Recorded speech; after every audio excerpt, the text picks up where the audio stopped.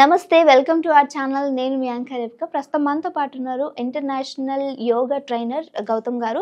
So Gautam గారితో మాట్లాడి ఈరోజు కోపం ఎక్కువ ఉండే వాళ్ళకు కూడా కొన్ని యోగా ఆసనాలు ఉన్నాయట. మరి ఈ కోపాన్ని తగ్గించుకునేటువంటి యోగా ఆసనాలు ఎలా చేయాలనేది సార్ని అడిగి తెలుసుకుందాం. నమస్తే సార్. సో నమస్తే. మంచి క్వశ్చన్ అడిగారు. కోపం, మీరు కోపం గురించి అడిగితే నాకు నవ్వొస్తుంది. సో కోపం అంటే ఏంది? యాక్చువల్గా మీరు ఏదో కావాలనుకుంటున్నారు, అది జరగట్లేదు. ఓకే, ఒకవేళ ఆపోజిట్ పర్సన్ మీరు ఎక్స్ప్రెస్ చేసినా ఏమీ అనడు, లేకపోతే రివర్స్లో ఏం కాదు, పెద్ద డ్యామేజ్ కాదు అని అనుకుంటే మీరు వాళ్ళ మీద ఎక్స్ప్రెస్ చేసేస్తారు, తిడతారు, లేకపోతే ఏదో ఒకటి అరిచేస్తారు. అదే మీరు ఎక్స్ప్రెస్ చేయలేని స్థితిలో ఉంటే ఏం చేయలేరు. ఒకవేళ మీ బాస్ అనుకోండి, మీ నాన్న అనుకోండి, ఏం చేయలేరు. మీ హస్బెండ్ అనుకోండి, కోపం అంతా వస్తుంది, లోపలనే ఎక్స్ప్రెస్ చేయకుండా ఉంటారు. సో ఇక్కడ మీరు తెలుసుకోవాల్సిన విషయం ఏంటంటే, ఈ రెండు సందర్భాల్లో మేబీ మీరు రెండో సందర్భంలో మంచి వాళ్ళలాగా ఉండొచ్చు, మొదటి సందర్భంలో మంచోడిలా ఉండకపోవచ్చు. బట్ మొదటి సందర్భంలో ఆ మాత్రం ఎక్స్ప్రెస్ చేసినా మీకు హెల్త్ ఇష్యూస్ ఏం రావు.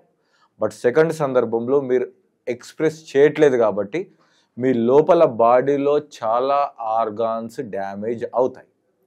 సో అక్కడ ఎక్స్ప్రెస్ చేయడము, మనస్సులో ఉన్నది బయటకి ఎక్స్ప్రెస్ చేయడం ద్వారా మీకు మెంటల్ ట్రామాస్ లేదంటే బ్లాకేజెస్ ఏమీ జరగదు.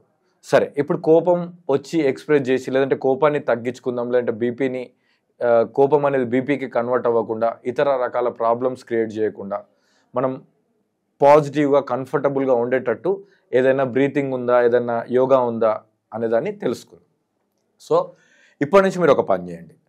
కోపం రావడం కామన్, ఈవెన్ నాకు కూడా కోపం వస్తుంది. మీరు అనుకోవచ్చు, అరే వీళ్ళు యోగా చేస్తారు కోపం వస్తుంది అంటే. కోపం ఈజ్ ఎ కామన్, ఎవరికైనా వస్తుంది. శివుడికే కోపం వచ్చింది, ఎవరికైనా వస్తుంది. శంకరాచార్యుడికి కూడా కోపం వచ్చింది, వివేకానందుడికి కూడా కోపం వస్తుంది, ఎవరికైనా కోపం వస్తుంది.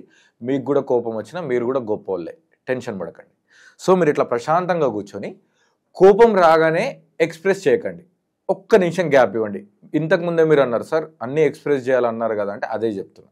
ఒక 1 minute కళ్ళు మూసుకొని ఆ కోపం వచ్చినప్పుడు ఈ టెక్నిక్ అప్లై చేయండి. ఈ టెక్నిక్ అప్లై చేసిన తర్వాత నిజంగానే మీకు ఆ కోపం అంతే ఇంటెన్సిటీతో కంటిన్యూ అవుతే యూ కెన్ గో అహెడ్, ఏం ప్రాబ్లం లేదు.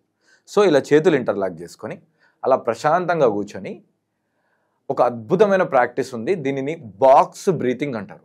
బాక్స్ ఎలా ఉంటుంది? చతురస్రం, ఇలా 1, ఇలా 2, ఇలా 3, ఇలా 4. సో 4 ఉంటాయి కదా గీతలు. అలాగే ఈ ప్రాక్టీస్లో 4 ఆస్పెక్ట్స్ ఉంటాయి. చాలా ఇంపార్టెంట్ ప్రాక్టీస్. 4 ఆస్పెక్ట్స్ ఉంటాయి. అందులో ఏమేమి ఆస్పెక్ట్స్ ఉంటాయంటే, inhalation, holding, exhalation, exhalation, holding. తెలుగులో క్లియర్గా చెప్తా. శ్వాస తీసుకోవాలి, తీసుకున్న శ్వాసని లోపల బంధించాలి, మళ్ళీ శ్వాసను వదలాలి, వదిలిన శ్వాసని బయట బంధించాలి. మామూలుగా మనం ఏం చేస్తాం, శ్వాస తీసుకుంటున్నాం, శ్వాస వదులుతున్నాం. సో తీసుకున్న తర్వాత వదలడానికి ముందు హోల్డ్ చేస్తున్నాం, వదిలిన తర్వాత మళ్ళీ తీసుకోవడానికి ముందు హోల్డ్ చేస్తున్నాం. సో 2 హోల్డింగ్స్ యాడ్ అయ్యాయి.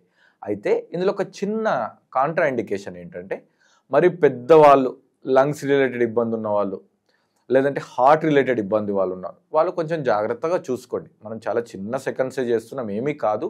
అయినా సరే టేక్ కేర్. హై బీపీ ఉన్న వాళ్ళు కొంచెం జాగ్రత్తగా గమనిస్తూ చేసుకోవాలి.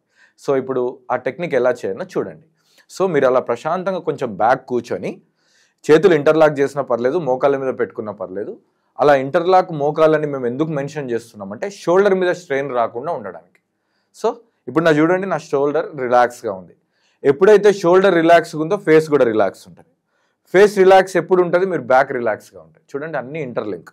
సో ఇప్పుడు కళ్ళు మూసుకొని 4 seconds inhalation, 1, 2, 3, 4. Hold your breath inside for 4 seconds. 1, 2, 3, 4. ఇప్పుడు exhale, 1, 2, 3, 4. Hold your breath outside. 1, 2, 3, 4. ఒక సర్కిల్ మొత్తం చూస్తే మీకు బాక్స్ లాగా ఉంది. సో ఇప్పుడు మీరు కళ్ళు మూసుకోండి, నేను కౌంట్ ఇస్తాను, ఒకసారి ట్రై చేయండి. నా కౌంట్కి మీ ప్రాక్టీస్ సింక్ చేయడానికి ప్రయత్నం చేయండి. నౌ క్లోజ్ యువర్ ఐస్ స్ట్రిక్ట్గా. Now inhale, 1, 2, 3, 4. హోల్డ్ అంటే బ్రీత్ని హోల్డ్ చేయండి. 1, 2, 3, 4. Exhale. 1, 2, 3, 4. Hold your breath outside. 1, 2, 3, 4. Inhale. 1, 2, 3, 4. Hold. 1, 2, 3, 4. Exhale. 1, 2, 3, 4. Hold your breath outside. 1, 2, 3, 4. మెల్లిగా శ్వాస తీసుకోండి. 1, 2, 3, 4. శ్వాసని హోల్డ్ చేయండి, బంధించండి లోపల. 1, 2, 3, 4.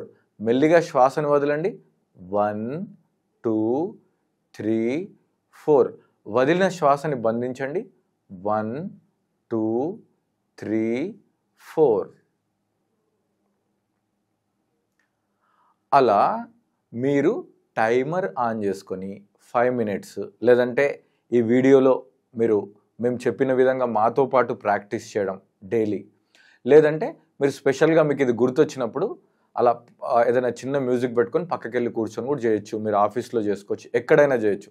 ప్రామిస్, మీ గ్యారంటీ అనవసరంగా ఎమోషనల్గా ఏదో ఒకటి అరిచేసి, అరే ఊరికే అరిచానా, ఊరికే కోపంకి వచ్చానా, అలా అనాల్సింది కాదు అని మీరు రిగ్రెట్గా ఫీల్ అవ్వాల్సిన అవసరం రాదు. ఈ ఒక్క టెక్నిక్ చాలండి, మీ లైఫ్ అనేది చాలా మారుతుంది. ఎందుకంటే ప్రతి 10 మందిలో 6 నుంచి 7 కోపం ఎక్కువగా ఉన్న వాళ్ళే ఎక్కువగా ఉంటారు. కావాలంటే మీరు 6గురిలో 7గురిలో ఉన్నారు కాబట్టి పెద్ద టెన్షన్ లేదు. మీరు 10 మందిలో ఒక్కరైతేనే ప్రాబ్లం. ఓకే, సో ఈ టెక్నిక్ ఫాలో అవ్వండి.